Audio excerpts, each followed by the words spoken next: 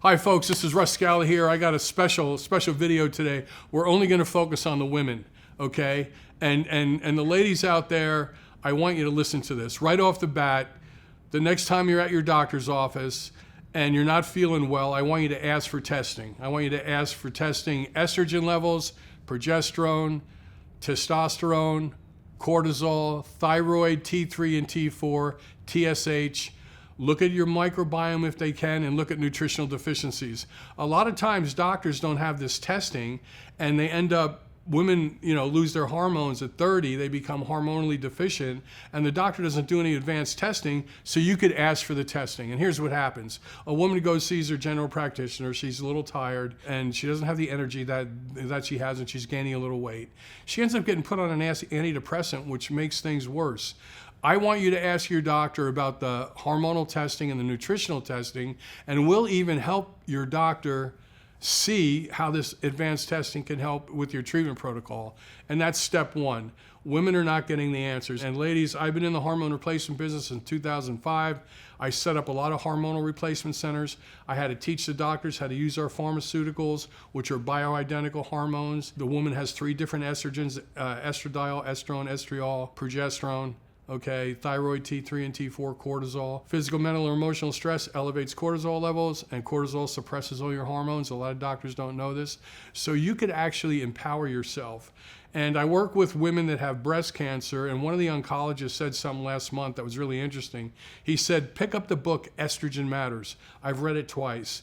The book Estrogen Matters walks you through the history of hormonal replacement therapy and all the misinformation, and how the Women's Health Initiative made a lot of mistakes scaring women away from hormonal replacement therapy because they thought it caused cancer. It didn't. So the book Estrogen Matters is very important. I want you to think about asking your doctor for the test results on your hormone levels if you start to feel bad, or you could call us, okay?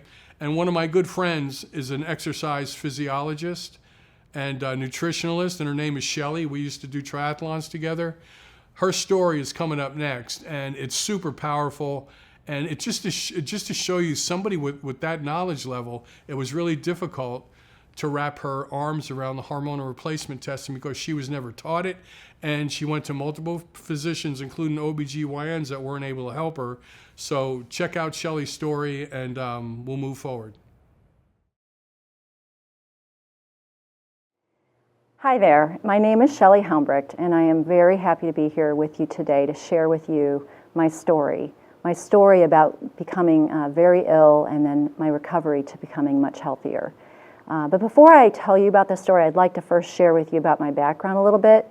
I am a nutritionist and exercise physiologist, and I have devoted the last 20 years of my life to helping other people get healthier and have a better quality of life. Also, I think it's important for you to know that I was a competitive swimmer starting at age 5. I lived up in Michigan, and they allowed 5 and unders to actually compete. And I absolutely loved the sport and was so passionate about it, and swam from age 5 at a very high competitive level all the way through college. And even beyond college, I continued to train at a very high, intense level. I began doing triathlons. I started doing long distance running. I was doing open water swims, and little did I know at the time that I was really literally tearing my body apart. I didn't know this and continued to do it for a long time, but I stayed pretty healthy for most of my life until at about age 35, and that's when I began to crash, and I literally was unraveling at the seams. And here I was, ironically, teaching others how to get healthier and live a higher quality of life, and I was not doing that myself. It was a very difficult time in my life, and I didn't know what was happening. I had very unusual symptoms. I felt at sometimes like I was having a heart attack. I felt like I became very, very fatigued. I also felt like my muscles were aching all the time, and I went, like most people, from doctor to doctor trying to get help. And unfortunately, they couldn't diagnose me with anything. Fortunate but unfortunate. All they were able to do was just basically tell me that I was probably depressed, like many women in their mid-30s, and also anxious and having insomnia because of the age that I was at. What I didn't tell you also is at the time when I was experiencing these symptoms, I was trying to get pregnant, and I was unsuccessful and having a lot of stress, chronic stress from that. And then finally, I got to the point where I had to do some infertility. I did get pregnant, and then I had 3 miscarriages in a row, which contributed to the stress and the anxiety that I was having. So I sought out treatment, and of course, the natural treatment that doctors send you to is, because you're anxious and depressed, let's put you on some SSRIs, antidepressants, and anxiety medication to help you feel better, which I did because I didn't know any other way to go. And I did start feeling better. And along the way, I finally got pregnant after being pumped full of many different drugs and hormones through infertility. I was able to have a baby very successfully.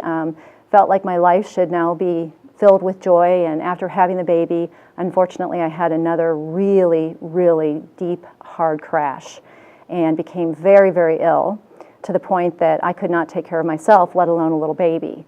And what I found was, again, after seeking treatment, is that they told me I was going through a very common thing called postpartum depression. And so the common treatment for that was to put me again on some very hardcore SSRIs and insomnia medication and drugs. I did end up feeling better over a period of time, but it took some time, and I did get better. But I still was not at a point where I felt real good. I still was having some symptoms of anxiety, symptoms of depression. They weren't all gone. And I just felt overall not well. So after about 12 years of working and talking to Russ, and I will give you a little bit of history in our background. Russ and I met about 20 some years ago. We were swimmers on a master swim team. We were partners in crime and abusing our bodies with intense exercise. The higher the intensity, the better we felt about ourselves, and thought we were doing our bodies justice, when in reality we were really tearing ourselves up. And I didn't know this. I was unaware of this until I went to Russ and in the Institute and sought out help from him. Unfortunately, it took me 12 years of him telling me about what he was doing and how it could help me, and I didn't think that it was for me at the time. But I finally went there after 12 years, and I was so grateful to talk to Russ and have him tell me, what was really going on with my body. I had no idea. I thought I was going crazy. I really did. And I know there's a lot of other women out there who feel this way as well. And I just hope that I can offer you some help, because what Russ did for me and at the Institute was share with me how he could treat my body as a whole unit versus as separate entities. And most medical practitioners, unfortunately, aren't doing that. And they're just wanting to give you a medication to help you get better, which they're not doing it in a mean way. It's just they know nothing else. That's all they know. So Russ tested me immediately for deficiencies, not only from a hormonal standpoint, but also from a nutritional deficiency standpoint. And here I was, a nutritionist, and didn't even realize, although I ate a very healthy diet, I was not absorbing nutrients effectively.